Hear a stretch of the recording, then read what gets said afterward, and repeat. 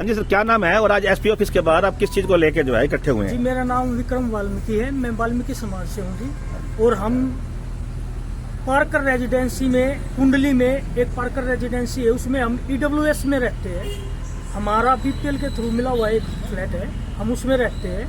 और हमारे को वहाँ पे ना हमारे बच्चों को पार्क में जाने दिया जाता और ना हमारे को मंदिर में जाने दिया जाता। 2 साल से हम कंप्लेंट कर रहे थे जी, लेकिन कोई हमारी सुनवाई नहीं हुई।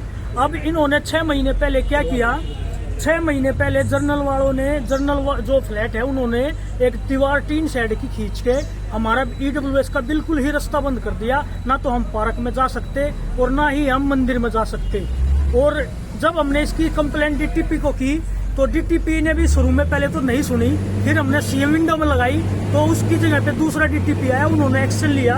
एक्शन लेते हुए 21 तारीख को उन्होंने एक टीम भेजी दीवार तोड़ने के लिए। उन्होंने आधी दीवार तोड़ दी और आधी, जब वे सामने जेसीबी के आगे खड़े हो गए सारे जर्नल फ्लैट वाले, और उन्होंने टाइम लिया कि जी हमारे को 15 दिन का टाइम दे दो, 15 दिन में हम या तो इस दीवार को स्वयं हटा लेंगे या फिर हम परमिशन ला के दे देंगे। तो इनको कहीं से परमिशन नहीं मिली, लेकिन इन्होंने दीवार भी नहीं हटाई आगे की और 21 को दीवार तोड़ी थी। लेकिन 26 तारीख को इन्होंने दोबारा से बाहर से बदमाश बुला के और दोबारा से दीवार खड़ी करने की कोशिश करी, जिससे कि मैं अपने गांव में गया होता उस समय पे, लेकिन मेरी मिसेज घर पे थी। मेरी मिसेज वहाँ पे पहुंची दीवार रुकवाने के लिए। अगर आपके पास, मेरी मिसेज ने कहा, अगर आपके पास कोई परमिशन है तो आप कर लो, अदरवाइज इस दीवार को रोक दो, ये अनऑथराइज है। तो उन्होंने क्या किया, अशोक शर्मा ने, और अशोक शर्मा का लड़का है जी रमन, और विकास पारासर का लड़का है गौरव और उत्सव, उन्होंने तीनों ने मेरी मिसेज के साथ मारपिटाई शुरू कर दी। इसके कपड़े फाड़ दिए और जाति सूचक गालियां बकी जी, चूड़ी चमारी कह के साले चूड़ो, तुमने यहाँ पर गदर मचा रखा है और यहाँ से भागो, तुमने यहाँ से बजा के ही रहेंगे।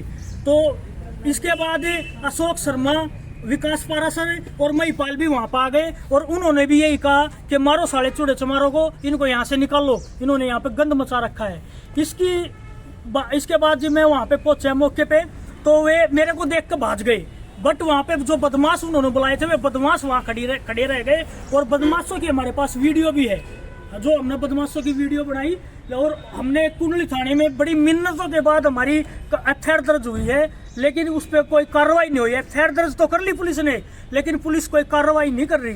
पुलिस इसमें बस ये टाल मटोल का रवैया कर रही है, इसको रफे दफे करने के चक्कर में लगी हुई है, कोई एक्शन नहीं ले रही इसमें। हम एसपी साहब से भी मिल चुके हैं, आईजी साहब से भी मिल चुके हैं और डीएसपी साहब से मिल चुके हैं, लेकिन कोई कार्रवाई नहीं। इसमें इन्वेस्टिगेशन डीएसपी साहब कर रहे हैं।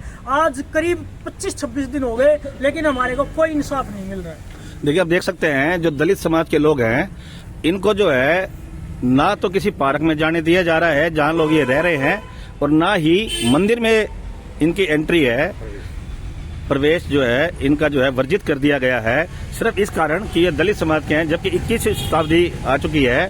मेरा ये कहना है कि जो इनके समुदाय के जो वरिष्ठ अधिकारी हैं, बड़े ऊंचे पद पे हैं, अरे अगर इनमें अगर हिम्मत है तो उनको रोक के दिखाएं। हमें भी लगे कि वाकई ही ये लोग जो हैं, ये दलित समाज को रोकने में वाकई जो है समर्थ हैं। सोनीपत से जो है राजेश हसीजा की रिपोर्ट।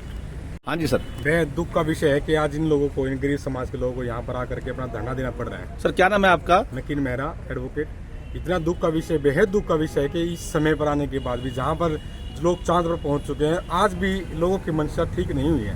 एक गरीब समुदाय के बच्चों के साथ को लेकर उनको शिक्षित करने की तरफ सोचना चाहिए, ना कि उनको पार्क में से निकालने की तरफ सोचना चाहिए। बहुत ही बेहद दुख का विषय है। भाई साहब ने जो अपनी इनके साथ में जो बीती है, जो लोग इनको बुरे शब्दों के साथ में कलंकित करते हैं, अब शब्द कह करके जाति सूचक शब्दों से इनको पुकारते हैं, उनके खिलाफ में कानूनी कार्रवाई अभी तक नहीं हुई है, उनकी गिरफ्तारी नहीं हुई है।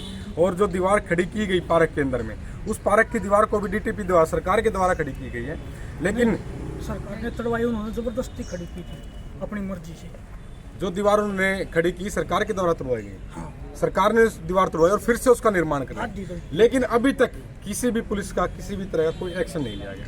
मैं यही निवेदन करूंगा आपके माध्यम से, पत्रकार साथियों के माध्यम से, कि जो भी दोषी है उनको जल्द से जल्द गिरफ्तार करके उनके खिलाफ सख्त से सख्त कानूनी कार्रवाई की जाए।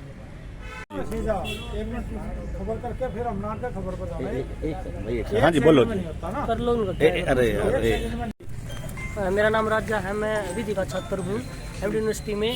जैसे विक्रम भाई के साथ ये जो आज हो रही है, जिसके उपलक्ष्य में हम यहाँ पर आए हैं, और ये बहुत ही जाति वाली बातें हैं, जबकि SC एक्ट के अकॉर्डिंग मुकदमा दर्ज हो चुका है, जबकि पुलिस प्रशासन इसमें अरेस्टिंग कर सकता था, लेकिन पुलिस प्रशासन जो है मिला हुआ है स्थानीय वहाँ के लोगों के साथ और दबंग लोगों के साथ मिलकर के जातीय उत्पीड़न का कार्य जो है पर पुलिस प्रशासन द्वारा किया जा रहा है, जिसमें विक्रम वाल्मीकि भाई को इंसाफ नहीं दिया गया। इनकी मिसेज के साथ, वाइफ के साथ बहुत ज़्यादा लड़ाई झगड़ा और गंदी गंदी अपमानजनक जो गालियाँ दी हैं, ये कहीं ना कहीं वाल्मीकि समाज का बहिष्कार है। कहीं ना कहीं वो जातिगत व्यवस्था है जो लंबे अरसे से चली आ रही है, कहीं ना कहीं उसी को आगे चैनलाइज किया जा रहा है। इस काम पुरजोर विरोध करते कहीं ना कहीं हम सारा समाज इकट्ठे हुए, हम भाई के न्याय के लिए कहीं भी DSP SP न्यायालय तक जन इंसाफ दिलाने का काम करेंगे। किसी भी तरह से हम विक्रम भाई के साथ हैं और किसी भी प्रकार से चाहे हमें शासन प्रशासन, हाई कोर्ट, सुप्रीम कोर्ट कहीं तक भी जाना पड़े, हम न्याय करवा के रहेंगे। आज हम एक डेलीगेशन कहीं ना कहीं मान्य जो है महोदय सुपीरियर ऑफिसर के पास जाएंगे, उनसे हम जवाबदेही करेंगे कि भी किस तरह के आप जो है उसमें अरेस्टिंग नहीं कर रहे हैं। उसके बाद हमारे पास कोर्ट का रास्ता है, हम जो है स्टेटस रिपोर्ट भी तलब कर सकते हैं, डे टू डे मॉनिटरिंग भी करवा सकते हैं, अरेस्टिंग का रीजन भी पूछ सकते हैं। तो बहुत सारे लीगल प्रोविजन जो है हमारे कॉन्स्टिट्यूशन के अंदर हैं, जिसमें जो है बाबा साहब अम्बेडकर द्वारा बनाया गया है, जो दलितों, उत्पीड़न, वंचित, शोषित तबके को इंसाफ दिलाने के लिए, न्याय दिलाने के बहुत ज़्यादा जो कानूनी प्रावधान है, उनका सभी का इस्तेमाल करते हुए भाई के साथ खड़े हैं, लड़ेंगे, जीतेंगे, न्याय दिलाएंगे। धन्यवाद। मैं गीता पार्क रेजिडेंसी में रहती हूँ और हमारा रास्ता मंदिर का और पार्क का बंद कर दिया गया है। उसी के खिलाफ हम आज यहाँ पे धरना कर रहे हैं। और अगर भगवान सिर्फ पैसे वालों का है तो फिर वो पैसे वाले उसको मंदिर में क्यों ढूंढने जाते हैं? अपने घर ही बुला लो भगवान को, और फिर मंदिर में जाने का हमें कोई भी अगर ये सारे हक नहीं है तो फिर हमें जीने का भी हक छीन लो। इससे हमारी यही गुजारिश है कि हमें न्याय दिया जाए और हमारे साथ इंसाफ किया जाए। जिन्होंने ये सब किया है उनको गिरफ्तार किया जाए। ठीक है।